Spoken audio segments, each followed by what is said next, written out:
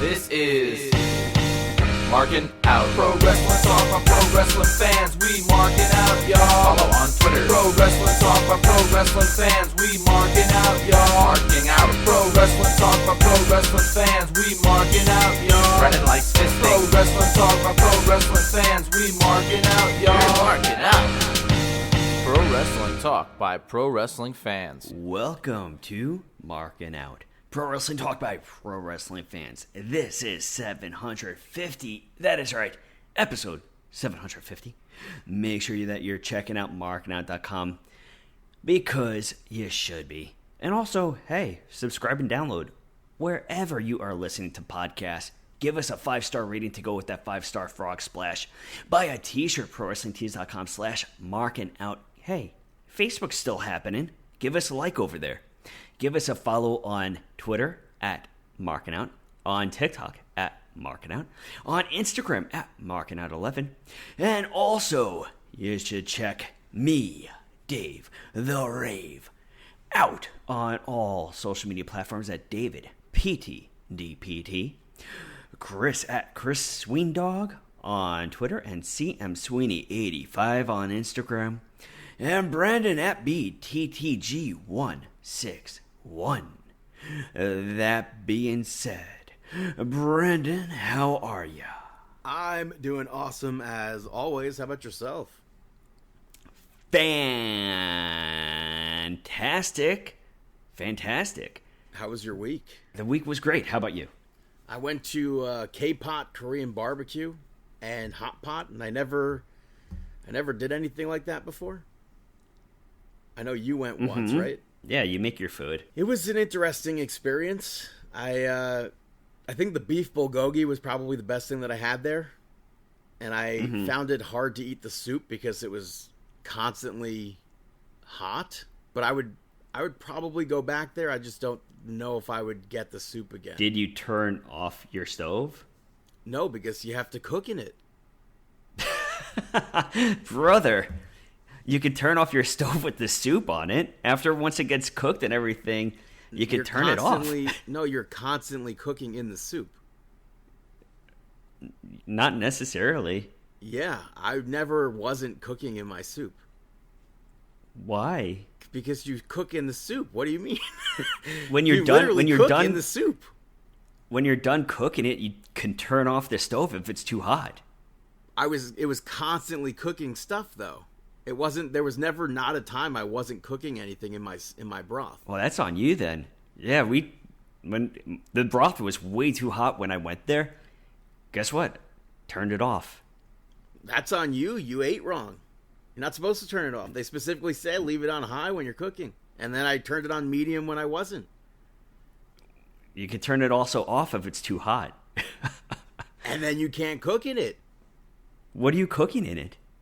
Meat. What did vegetables? You were cooking your meat in the broth? Yes, that's what you're supposed to do. No, you put it on the stove that they have. No, that's either or. It depends on what you're ordering. They have specific meats for your soup. They have specific meats for your barbecue grill. Yeah, I wasn't cooking any meat in my soup. No Why? Thanks. No. How do you think chicken soup and beef broth is made? I'll toss that soup was way too hot. I'm okay with not suffering. Which means you're even better off cooking in it. No way. And burning my mouth? No. Well, I mean, I got a bowl and I eventually ladled it, and it was still too hot. But once it sat a while, it was fine. You got to turn it off, dude. Not if you're cooking in it. You could put it on the stove and then put it into your soup if you wanted to. I'm sorry. Say that again. You could have put it on the stove on the grill that they have. That's not. And then it doesn't give you the same flavor. That's not the same texture or anything. All right, burn your mouth. Enjoy the hot soup. I mean, the broth was good. I got the tomato-based one. Maybe I would get the soup again. I don't know. Yeah, maybe you'll turn it off or turn it lower when you're not using it. I wasn't not using it though. That's on you, brother. I had different noodles, multiple different noodles. I had corn. I had spinach. I didn't get potato. I don't know why. I don't know. I couldn't picture in my head why anyone would want potato for the soup or the grill. But I guess people do eat it. I tried different things that I typically would never or have never tried before. I had lotus root. That was really good. And when I say really good, I don't mean it was like life-changing. It was like a water chestnut, but different shaped, I guess. But I like water chestnuts, so it was good. I forget, there was something else that I tried. Water chestnuts are the best. Yeah, so picture that, but like bigger. Yeah.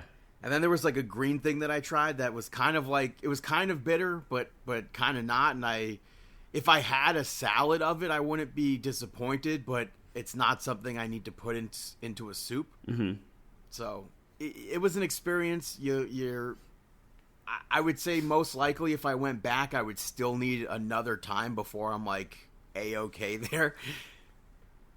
Because like, I feel like this obviously was like the experiment trip. And then you go back again. It's like, well, I know from last time some things, but I still have to learn other things.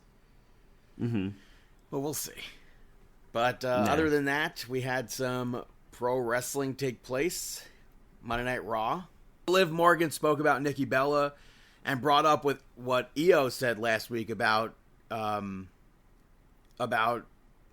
Bellas paving the way, which is still a very hot topic on the internet.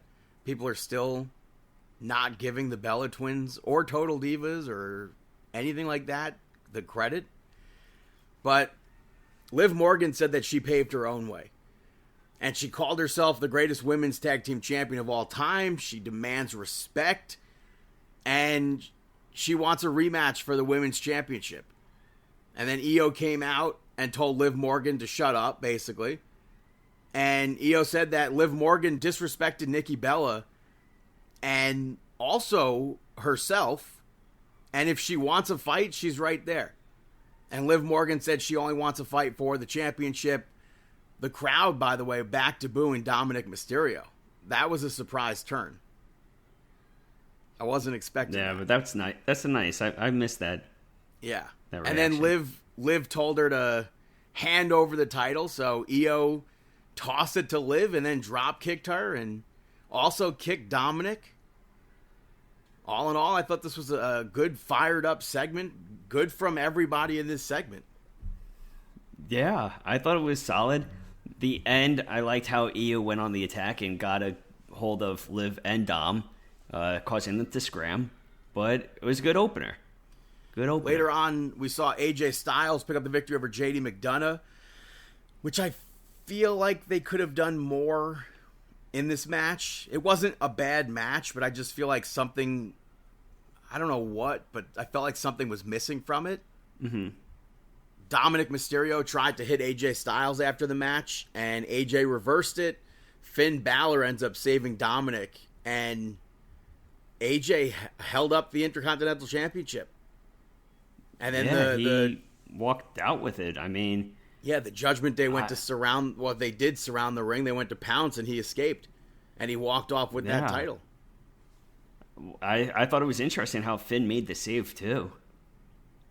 Because, I mean, we are all probably expecting a breakup, but who knows? Yeah, exactly. And then AJ, the stand-up guy that he is, he returned the championship later on to Nick Aldis, taking over duties for Adam Pearce, and a match for Night of Champions was set up. Yeah. Next up, you had Kairi Sane pick up the victory over Liv Morgan, but unfortunately, it was due to an injury forfeit. Liv Morgan at some point, Kairi went to swoop the leg, and Liv Morgan just landed, and the way that she landed, she ended up dislocating her shoulder, popping it right out of the socket. And I didn't see it at the time, but Rhea Ripley tweeted telling people not to celebrate an injury, so you have to figure that people were doing that. And then I saw people blaming Kairi Sane for that, which I don't understand what goes through somebody's head when something like that happens. Yeah, then they were giving her crap for running the ropes after. What do you expect her to do? I don't.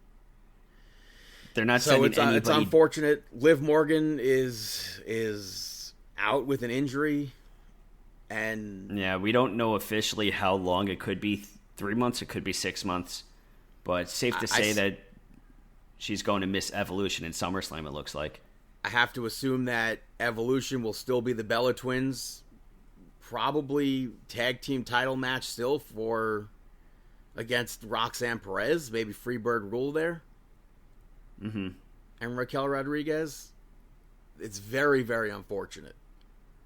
Yeah. Next up, you had Asuka pick up the victory over Stephanie Vicaire, Raquel Rodriguez, and Ivy Nile to advance in the Queen of the Ring tournament Fatal 4-Way first round match.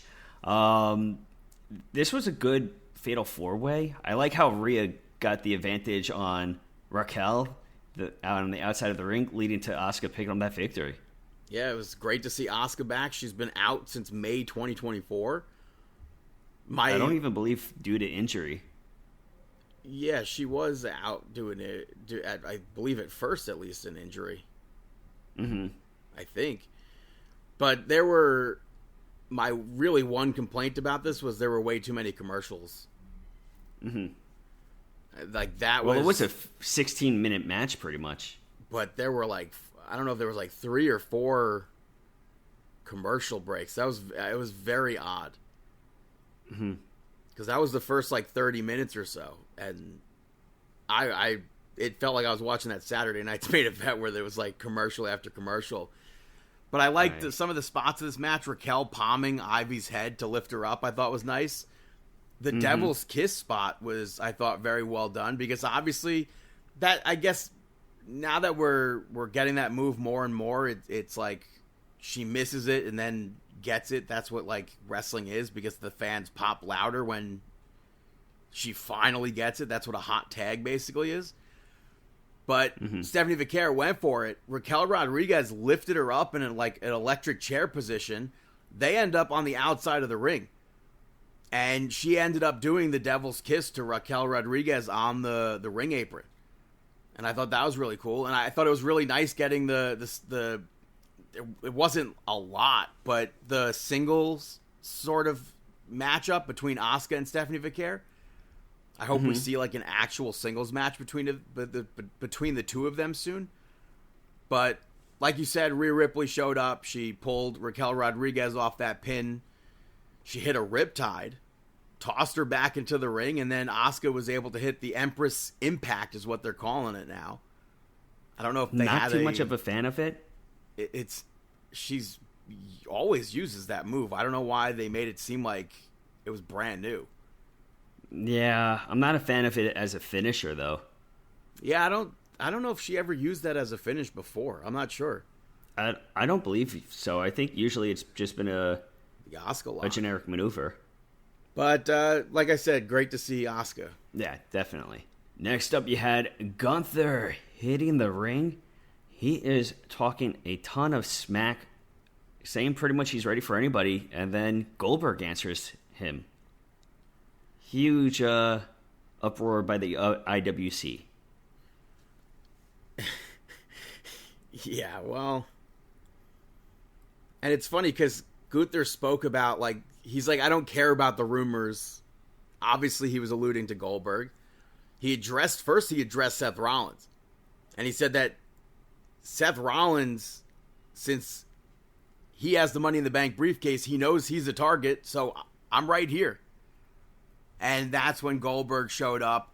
And he said that he was proud of Gunther. He brought up what Gunther did at Bad Blood. And then he said he's going to end it in Georgia, Saturday Night's Main Event. I thought we were going to be seeing Goldberg at SummerSlam. Not the case. I'm fine with it. Everybody in the arena popped. They chanted Goldberg, Goldberg, Goldberg. Despite what people tweeted. It could be really bad. It could be really good. We don't know. It could be a sleeper of a match. We know Gunther. We know what Gunther's capable of. Yeah. Did Goldberg look like he could barely walk? Yes. But you know what? We'll have to see. I am totally okay with this. I think that having Goldberg come out, Goldberg is due a retirement match. 100%, he is due one last match. He's went on the record saying that he wants last match. Apparently, he was promised one by McMahon, and it never got delivered to him. So I'm hoping this is Triple H delivering this one last match to Goldberg. It's in Atlanta, so the home of Goldberg and WCW. Goldberg doesn't necessarily have to win this, but yeah, I don't see Gunther losing, but I think Gunther could carry Goldberg through a decent match. It could be 5 to 10 minutes, doesn't have to be too long. I mean, it could be 3 minutes. Who knows? I really do. I have faith in Gunther there. Having Goldberg return in the segment right after Asuka returning, I think is crazy, because back in March of 2024, Goldberg did a very, very, what would you say? Was it dumb? Petty, would you describe it? He did an interview, and he said, a girl Thoughtless. beat my undefeated streak, and called her Asuka, and then goes on to say, oh, some Japanese girl. And he was like so pissed off that they had Asuka with that undefeated streak better than Goldberg's. Like, maybe there's some irony there, I don't know, but I would choose Asuka every day over Goldberg. I don't even hate Goldberg. Mm-hmm. He was good for what he was there for. Yeah. He's not like the best pro wrestler of all time, but he was entertaining to watch. Mm-hmm. I agree. After when you're bringing back Goldberg for this sort of a thing, you're not bringing him back because you're expecting a great, incredible match. It's the eruption of the crowd. It's that, oh my goodness, we're going to get to see Goldberg. You know? And then I got to say, a lot of people were saying, oh, what did Goldberg do to deserve a title shot against Gunther? This and that. And why Gunther are we ran so... his mouth. Gunther ran his mouth. It doesn't, what happened it doesn't matter about if he deserves a title shot or not. He ran his mouth. Goldberg's going to deliver or cash in on that. And correct me if I'm wrong, but it was only a few months ago that Goldberg, like you said, was being called out by Gunther. Fans are just fickle and stupid at times. Let it go. Let it go. We had Bayley come out, and she said that she was robbed of a WrestleMania match from Becky Lynch, and she said that made her stronger, and she's coming for everything, and she's going to take it from Becky Lynch. And she called Becky Lynch out. They went back and forth. The match gets set up. Becky hit like the weakest slap ever. That was quite surprising. And then Bayley decked her. Nick Aldis put the title on the line for next week, which Lyra Valkyria was kind of annoyed at. But she said that if Bayley wins, she's going to do what's best for her. I still don't see any world where we go to Evolution and it's not Bayley versus Lyra versus Becky Lynch for that Intercontinental Championship. I don't know what the outcome of Monday Night Raw will be next week between that championship, but there's no way it's not a triple threat.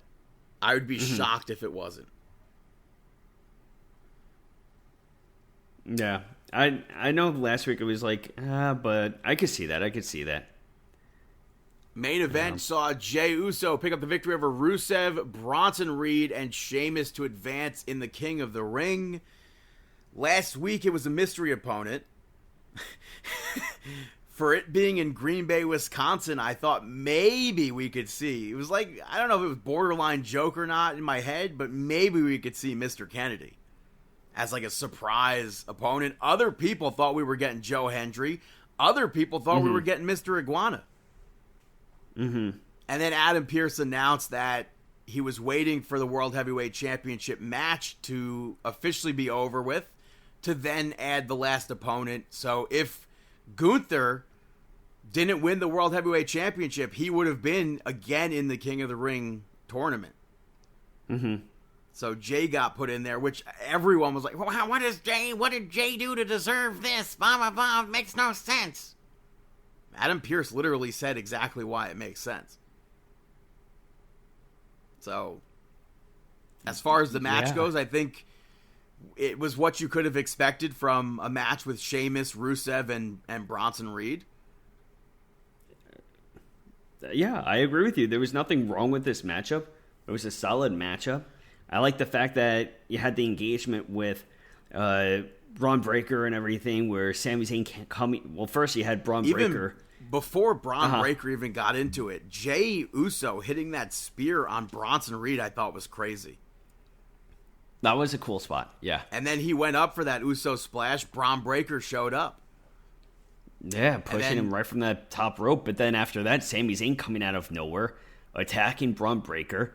But what about that toss of Braun Breaker launching him over that commentary table? Yeah. And then Penta showed up out of nowhere and took Braun Breaker out. Yeah. And then out of nowhere, you had Bronson Reed getting ready to hit the tsunami from the top rope. LA Knight pushes Braun Breaker off of the top rope and allowing Jey Uso to hit a few Uso splashes to pick up the victory. Yeah, he hit another spear and then 2 splashes. And then Seth Rollins came out afterwards, I guess pissed off. And Cody made the save before anything could actually happen, and Seth left. I thought it was a solid ending. Yeah. I really, very much so. We've gone so many years where King of the Rings have been like, I don't want to say like they've dragged on. Sometimes the tournament themselves have dragged on. I enjoyed the Fatal 4-Way aspect of this. I agree. Moving over to NXT, it kicked off with Jada Parker picking up the victory over Thea Hale to move on to a Fatal 4-Way next week. Thea Hale attacked Jada Parker at the start of this segment. It was quite the explosive match. It was, and Thea Hale, I guess. Yeah, Thea Hale locked in that Kimura, and it looked. I mean, Jada, she almost got to the rope, and then Thea kept it locked in. Jada Parker ends up picking her up, slams her into the corner, only to have Thea Hale lock the Kimura lock again. Then Jada Parker got out, and what did Thea Hale do? She locked her in the Kimura lock again. Yeah. And Jada Parker tapped out. The referee, what the absolute hell was that about? To me, that spot made no sense.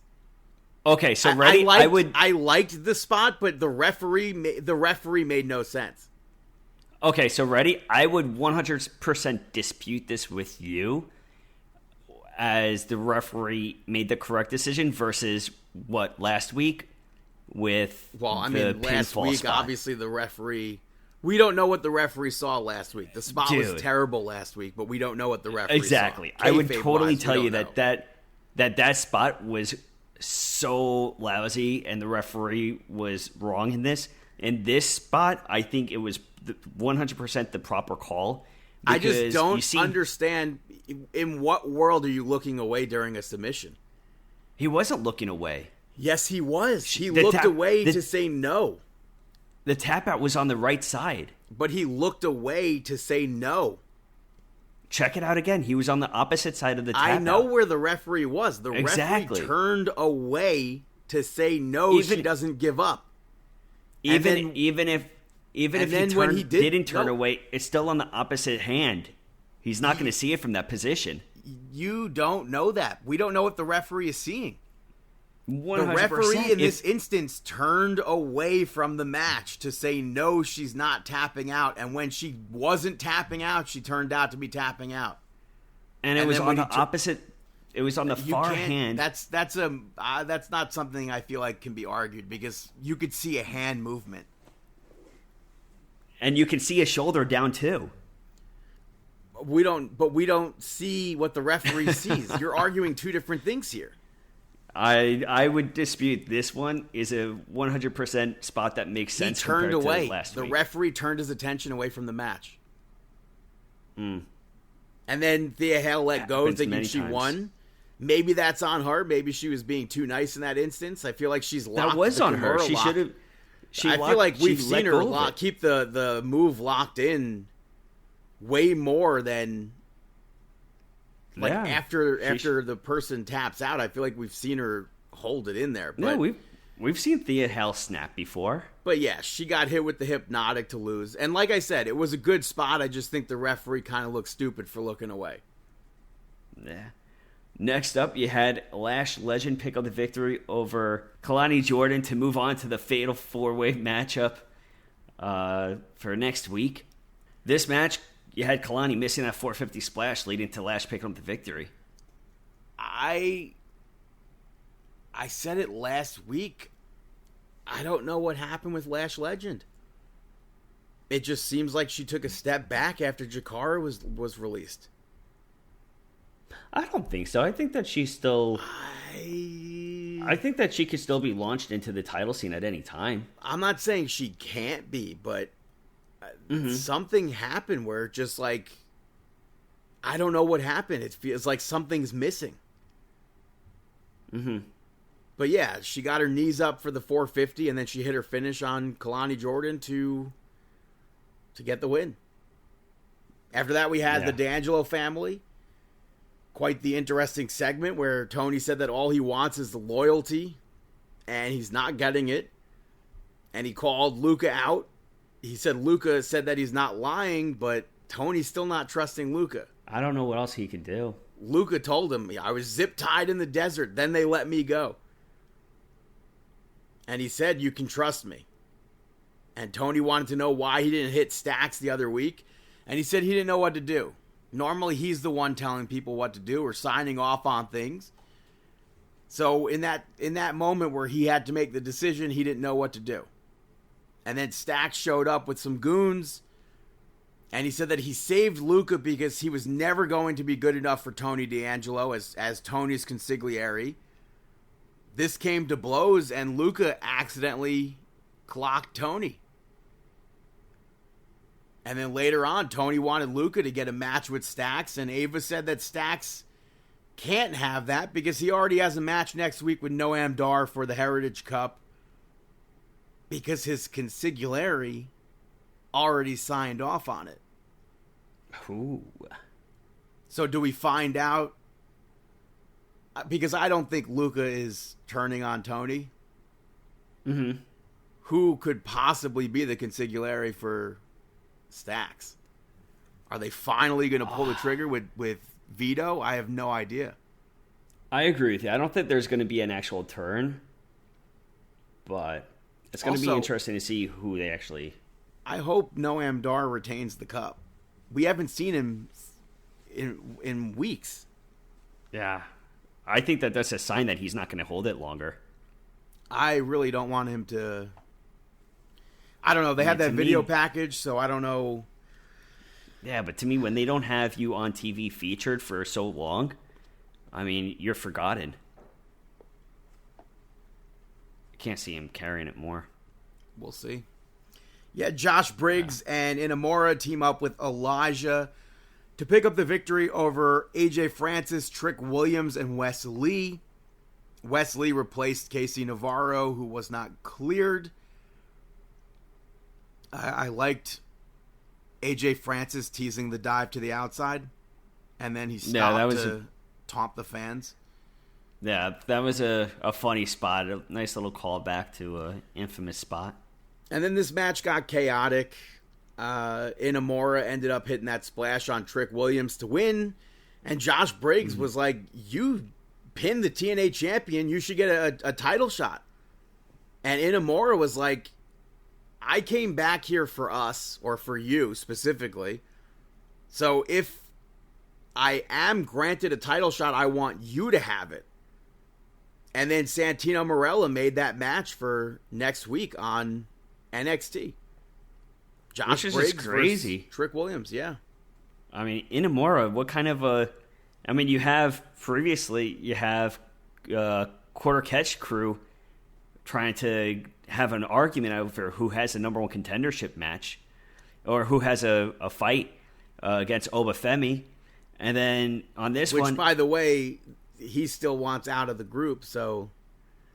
Yeah, and in this one, Inamura was just like, without a second thought, he's like, Briggs, it's your shot. Also, to be fair there, he said he wanted to be NXT champion if Briggs wins the TNA championship, so... True. But I don't see either of them doing that. I could see them winning the tag titles at some point, but... True, I could see that. Next up, you had Izzy Dame pick up the victory over Zarya to advance to the Fatal 4-Way taking place next week. Izzy Dame, I mean, unexpected match from her. Yeah, and Paxley, come on now. Yeah, you know? Izzy Dame, I think, completely held her own in this match. But Tatum Paxley showed up during the match and hugged Sol Ruka. Everything that... I don't know who that's... I feel like that could be on Zaruka. Both of them for not factoring in Tatum Paxley there.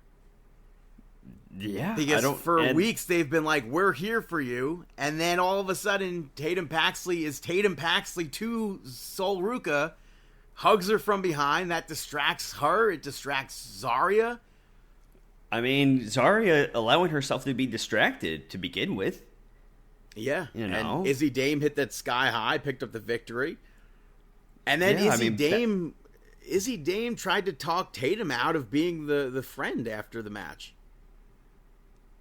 Yeah, so, I mean, she brings up how she's never included in their TikTok videos and how maybe they aren't real friends and stuff like that backstage. But what was interesting about that was Blake Monroe walking by. Is that interesting? I thought so, because I like the reaction of everybody, like Zarya and stuff like that, kind of reacting to Blake Monroe walking past them. The main event saw Jordynne Grace pick up the victory over Lola Vice to advance in the Fatal 4-Way, or advance to the Fatal 4-Way next week. They changed Jordynne Grace's theme song. Yeah, apparently the sirens they wanted to replace due to Braun Breaker's theme song. Like, are you kidding me? They're not even the same freaking sirens. I understand that the sirens both come from Scott Steiner, but I know Jordynne Grace went on Twitter and been like, relax, get with it, please, or something. That theme song was not... It was just not memorable. Mm-hmm.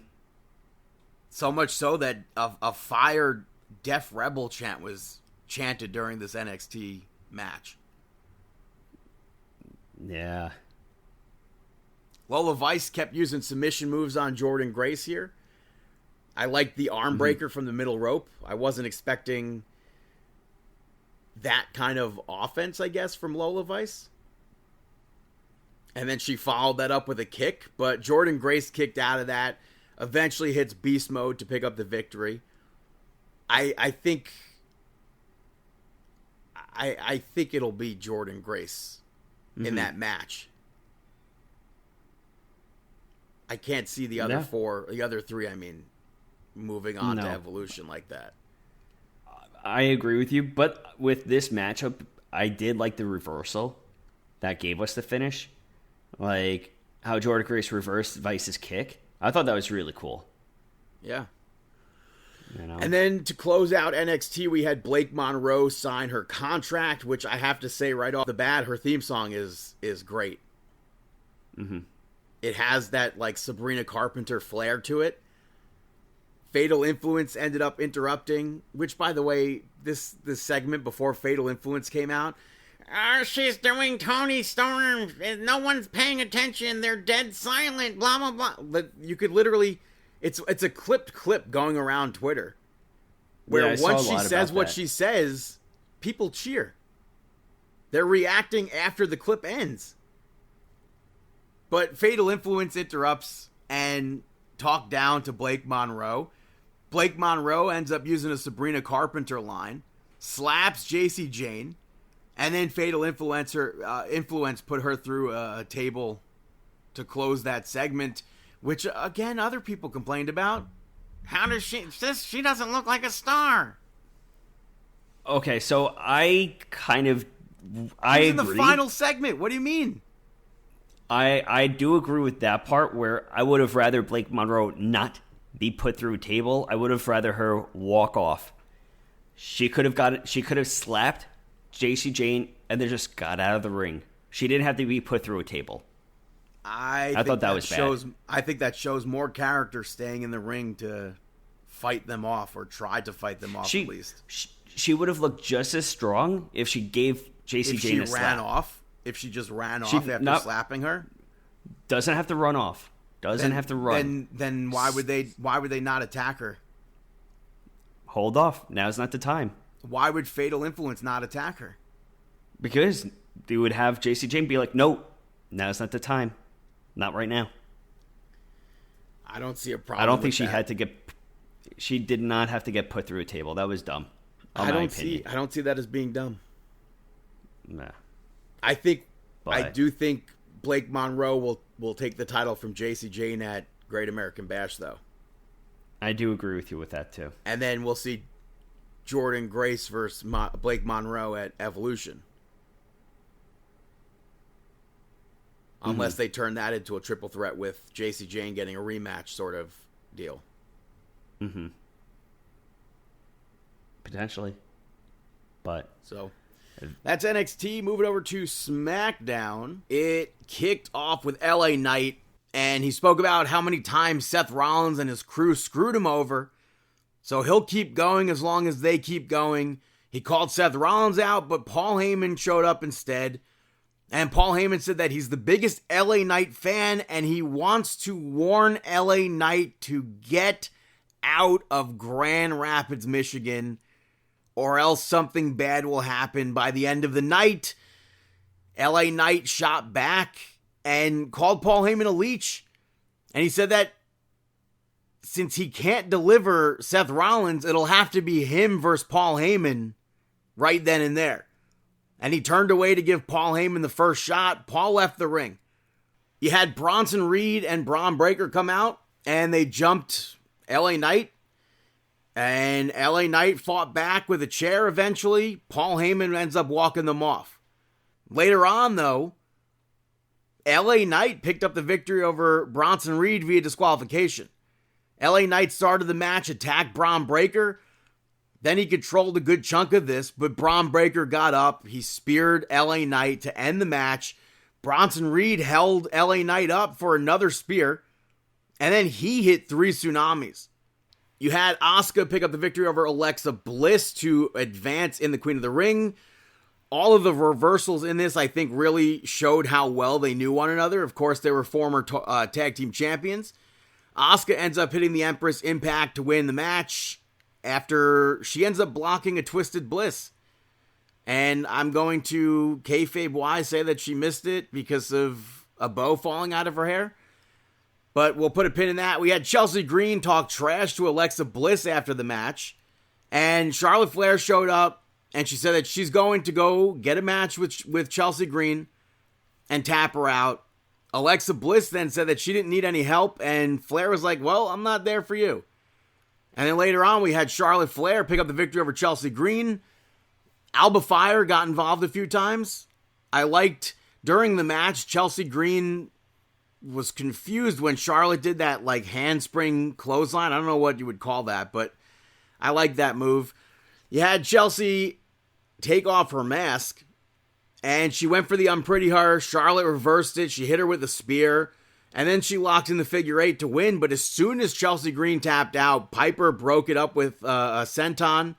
Alexa Bliss made the save, and then Charlotte refused a handshake. She didn't even acknowledge Alexa Bliss being there. I wish the lights went out at that moment, but I feel like that has to be coming. Who knows? You had Cody Rhodes come out, and before he could say anything, Jey Uso came out and spoke about the King of the Ring. He said that there's only room for one of them. And then Sami Zayn came out and he spoke about how he's never won the championship and now it's his time to finish the story. And then Randy Orton came out. He spoke about each outcome for this tournament. And then Randy Orton went on to beat Sami Zayn to advance in the King of the Ring. There were really so many different outcomes of this tournament, but it was really hard not to see Randy Orton advance to go on to face Cody Rhodes. So I still expect to see that. This match, they had a lot of good reversals, and they did a really good job at making it look like Sami Zayn could win. He reversed the RKO twice, and he went for a Helluva Kick and ran right into an RKO. I thought that was a great finish.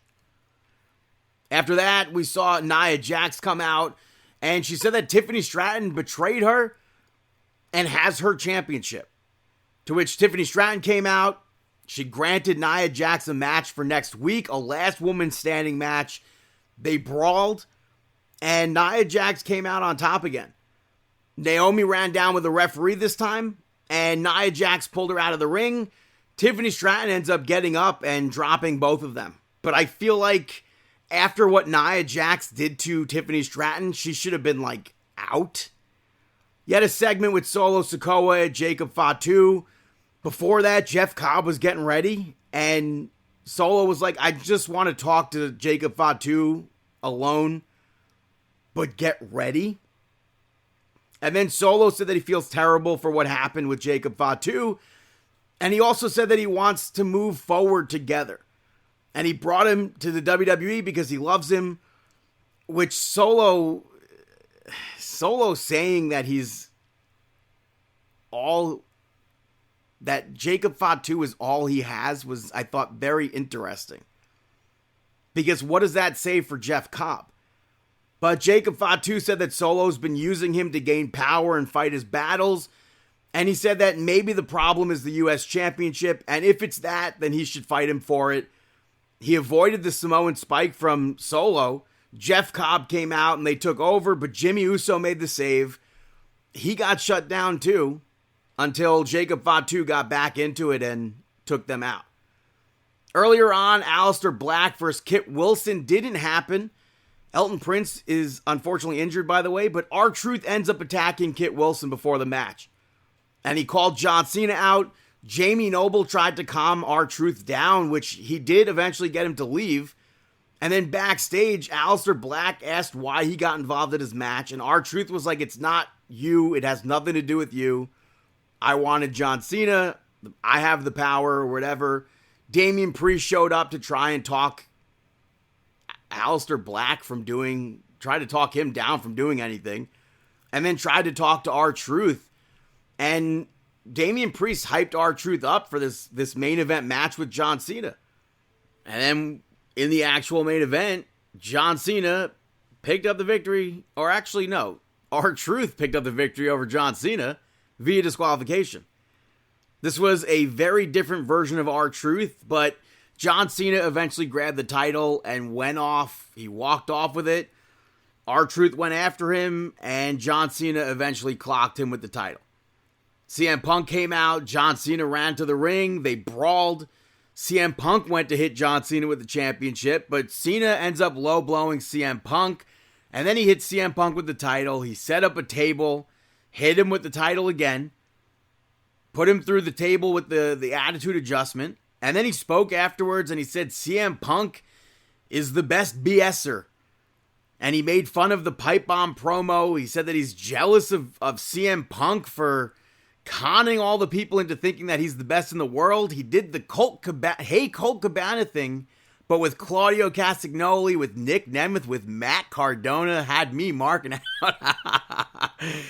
John Cena also said that CM Punk just says the same 5 things over and over again. It's been the 5 moves of doom, basically, for promos.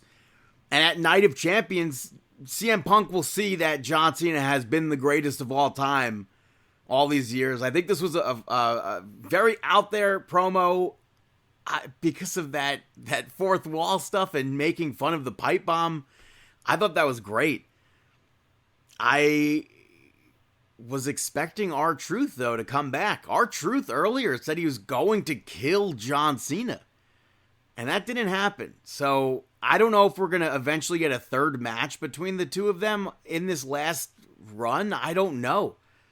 There aren't many dates left. I don't know what's going to happen there, but fans were chanting for Cena.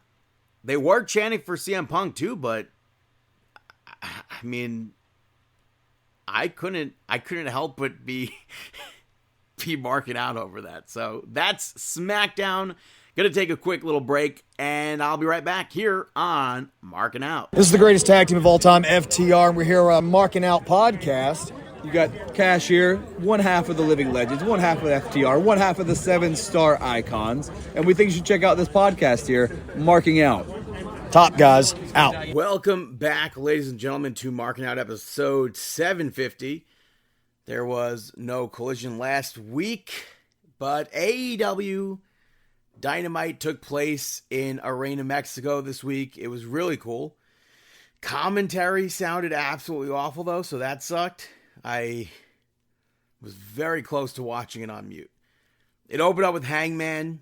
He did his promo in Spanish. Excalibur was translating, but I couldn't understand what Excalibur was saying because, like I said, commentary already sucked. It sounded awful. And he was talking under Hangman. So I have no idea what that promo was about. You had Atlantis Jr., Bandito, Templario, Adam Cole, Daniel Garcia, and Brody King pick up the victory over Dax Harwood, Don Callis family, Hechicero, and Volador Jr. Cash Wheeler couldn't be there, so Volador replaced him, and it was really cool to see Volador on TV. But this match was one of the two completely unnecessary matches. I literally have no need to watch a 14-man tag match ever. It was weird. I didn't realize that Atlantis Jr. was hated in Mexico. And I feel like they were also booing Atlantis at times as well. But it came down to Atlantis and it came down to Dax Harwood. That makes the most sense.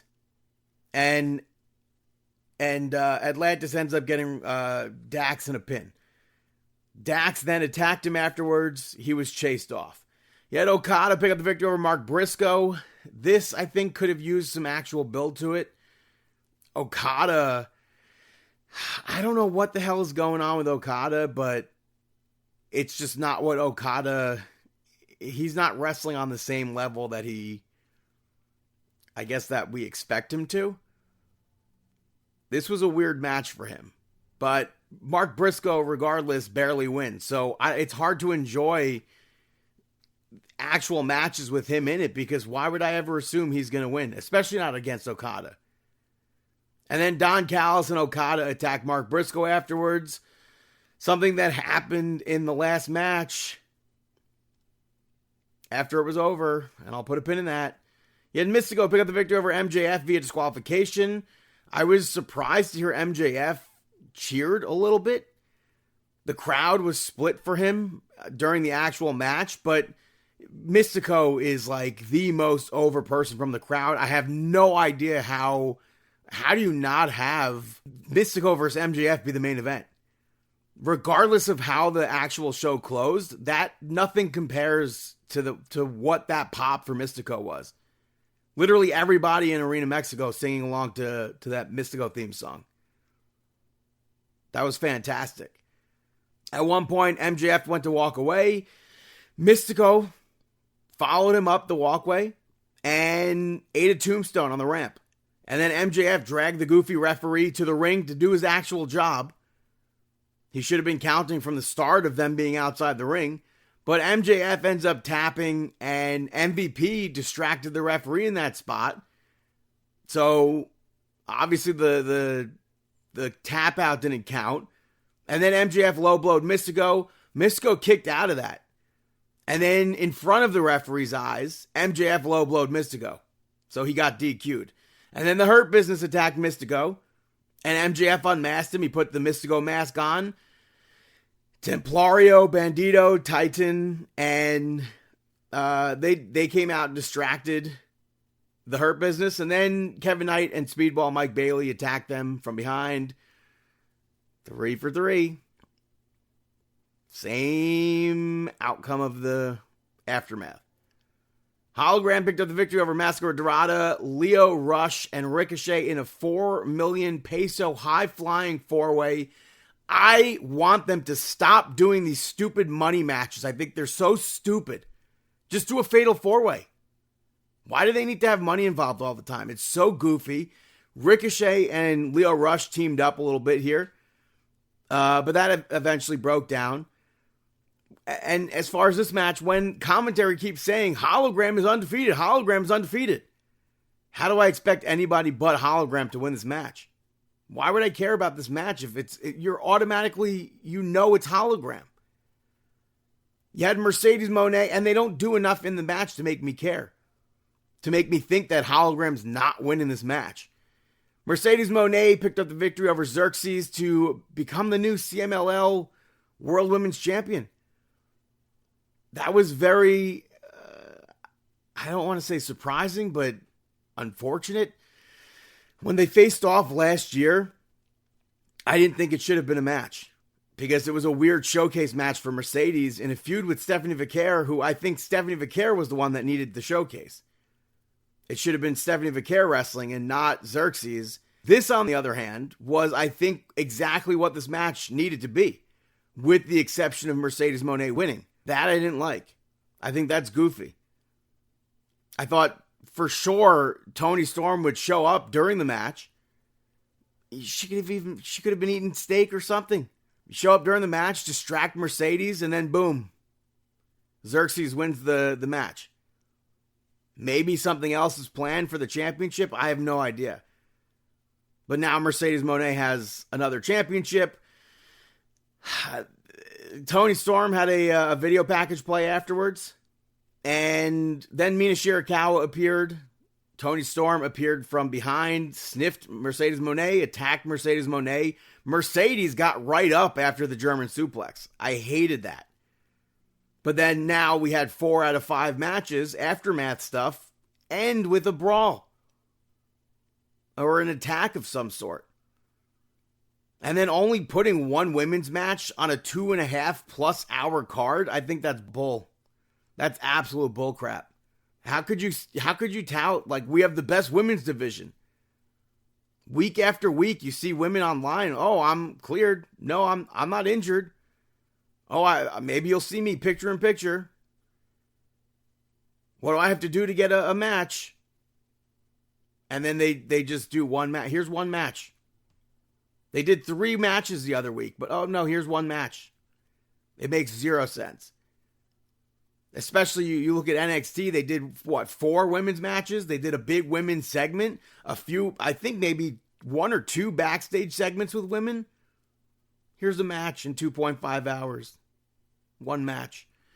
You had the Death Riders in the main event team up with the Young Bucks, Black Taurus to pick up the victory over Will Ospreay, Swerve, and the Ops. This was the other unnecessary multi-man match. And I couldn't care less about this match at all. Obviously, it's very chaotic. Marina Shafir got involved. Jon Moxley used Swerve's tights to win the match. And then the heels beat down the faces. Hangman came out, goes face-to-face with Mox. He starts brawling with him. 5 out of 6 post-match beatdowns. This show, I thought, was mostly boring. You had some exciting spots, but you look at the original Grand Slam and then compare it to this, compare it to the one in Australia. I don't know. Stop using Grand Slam? I don't know. This was mostly boring. This was probably below mid. Unfortunate. But that's AEW Dynamite. Hey, Brandon, got any shout-outs? Hi, this is Casey Kasem, and up next on the American Top 40, Brandon shout-outs. My first shout-out goes to Deep Cover. Have you heard anything about this or no? No, thought you were going to say Deep Purple. No, brand new movie out on Amazon Prime starring Bryce Dallas Howard, Orlando Bloom, and Nick Muhammad. And in the film, Bryce Dallas Howard, I feel like I have to say all her names every single time I say it, is an improv teacher in London. And then the other 2 are 2 of her students who end up infiltrating a group of criminals by use of improv. It's an action comedy. I enjoyed this movie. Mm-hmm. So if you like action comedies, you like any of those 3 actors, check it out on Amazon Prime. My next shout out goes to Chesperito, Not Really on Purpose. That's the English title. It's a new biographical TV show on HBO and Max based on Roberto Gomez Bolaños, otherwise known as Chesperito. It takes us through key moments of his life from childhood to when he quit his job at a factory in order to get into show business. If you don't know Chesperito, he was a Mexican actor, comedian, screenwriter, basically everything. most known for his roles as Chavo from El Chavo del Ocho and El Chapulín, Colorado. And I don't speak Spanish, but I used to watch the shows because it was just comedy to me. It was funny. Like, they were very good at physical comedy. Mm-hmm. So sometimes you don't really need to understand what's being said in order to get comedy. But as for the series, I wish the dubbing was better because it's obviously in Spanish and it has like a not the greatest English dub to it, but I was surprised to see this was a show because I hadn't heard anything about it. It's 8 episodes. The full season, I think, is going to be out by July 24th. So if you're a fan of El Chavo or Chespirito, check it out. I'm giving Snow White a shout out. This film got a lot of hate. But I watched it on Disney Plus, and I don't necessarily think that the hate is warranted. I think it was more, they made it really political. Yeah, but then they were also saying that the film was like straight up garbage. Yeah. But like the colors, I feel like should definitely be brighter, but that's some like weird trend in movie for some reason.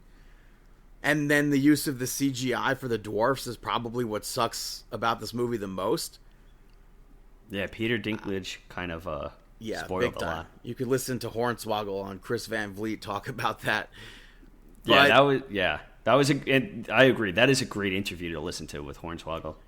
But and then I feel like the only other major difference is that Prince Charming doesn't exist. He's a leader of a group of bandits. And then they also added but then they also added Snow White's parents at the beginning of the film.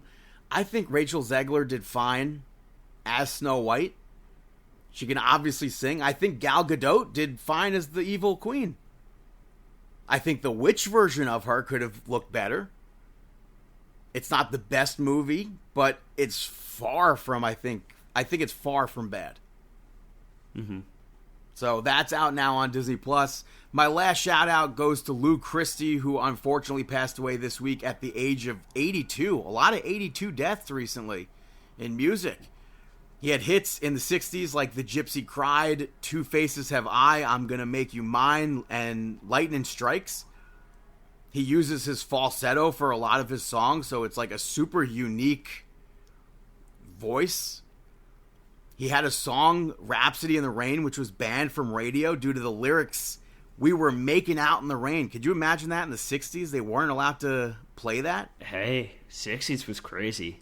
And he had to re-record it for radio saying, "We fell in love in the rain." He had another hit song, a cover of Beyond the Blue Horizon. That was later featured in Rain Man. I could literally listen to his music on loop for hours. The second concert that I ever went to was Lou Christie and Johnny Maestro on the Brooklyn Bridge at Westbury Music Fair.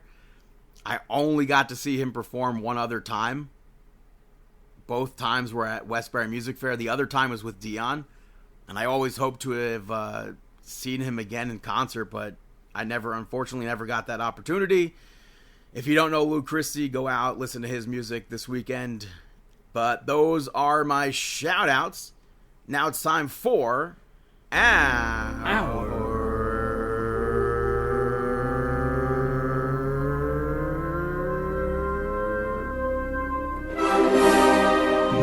Out Moment of the Week. That is right, our Mark Out Moment of the Week. I feel like Totocon for you is probably your Mark Out Moment of the Week. Yeah, definitely.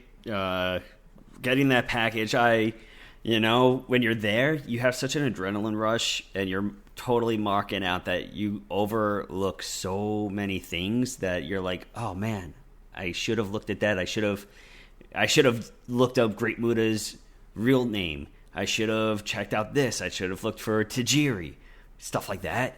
And then you get home, you're like, you know what? I should have done that. So doing the purchase from Totocon was incredible because we got a lot of goods. I mean, and I feel like, by the way, I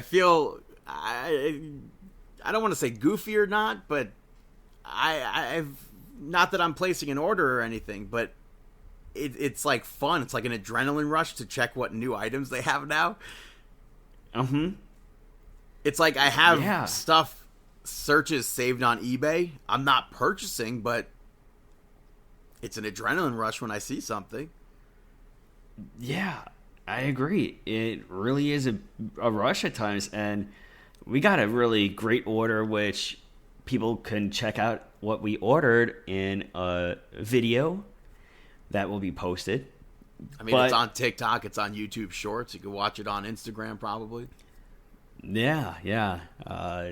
Just incredible purchase. I would highly, everything that it came secure, on time, no damages. On time. It was literally like, how about 2 days after? Not even, yeah. Like 2 days from Japan. They took full care of the package and the delivery. Everything that was provided was accurate to the descriptions on the website. The pricing's very fair. The customer support in the emails are very helpful, especially when trying to figure out how much shipping and handling is. Very helpful. Trustworthy store, trustworthy website. If you are looking to buy some autographs, memorabilia, whether it's t-shirts, action figures, whatever it may be, you can definitely trust. I wish I had that kind of money.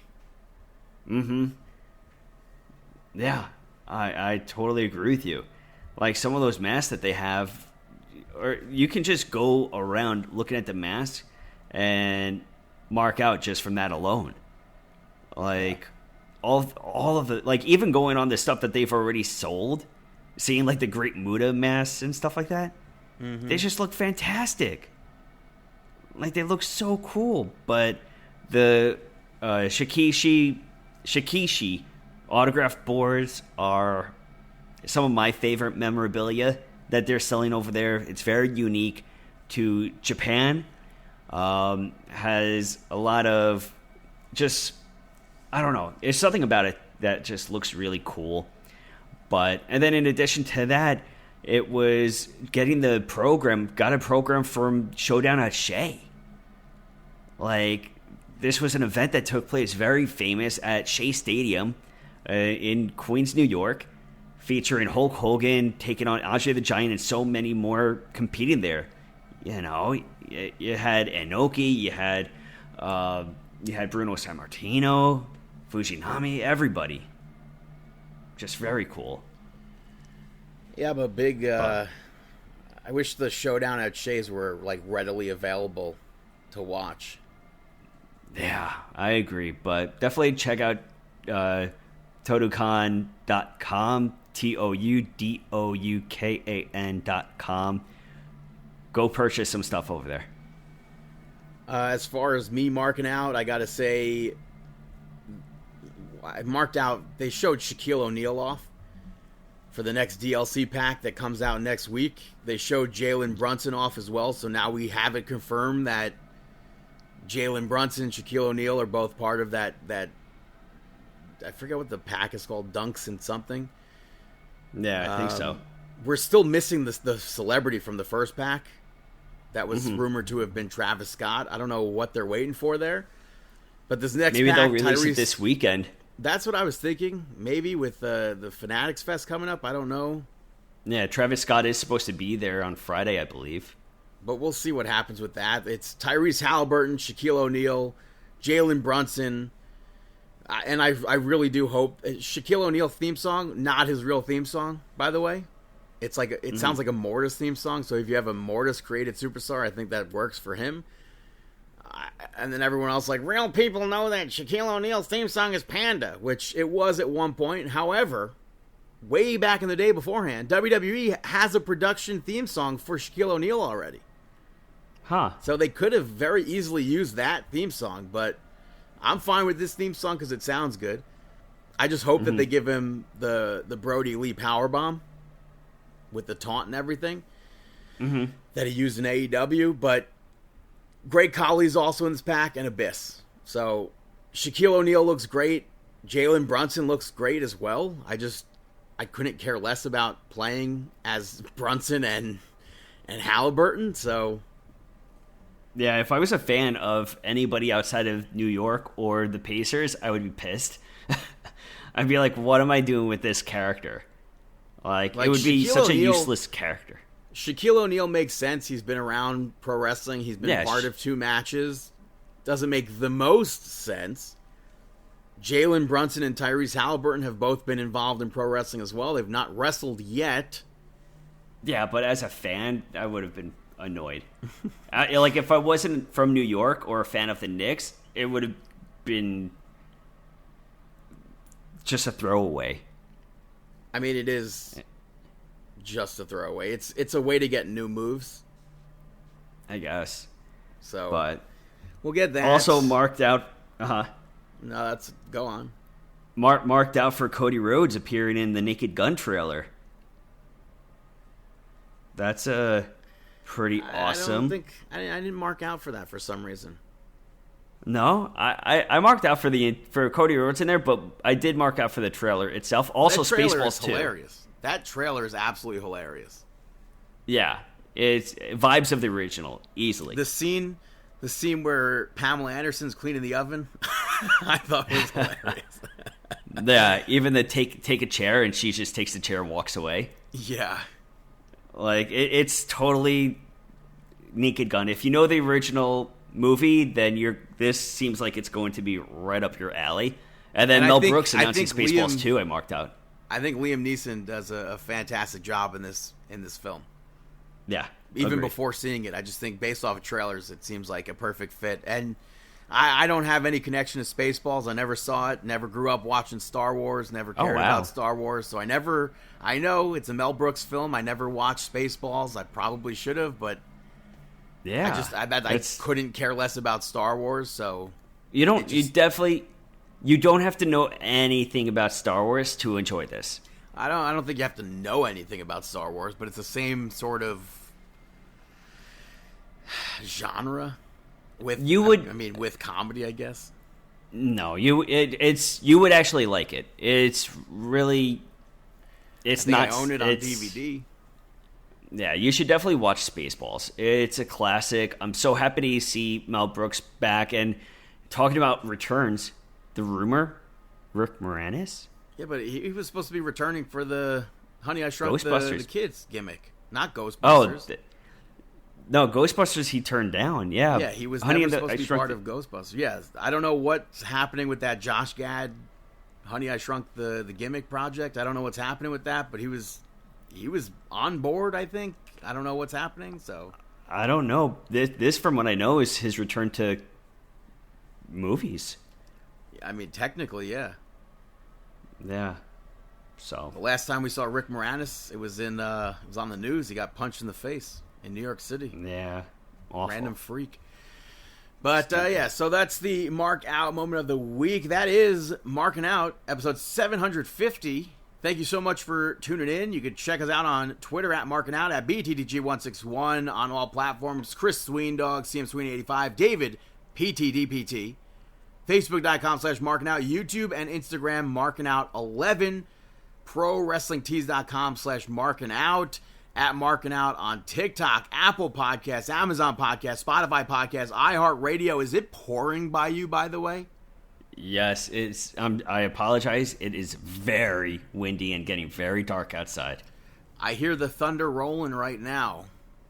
Yeah. We wish you the best of luck in your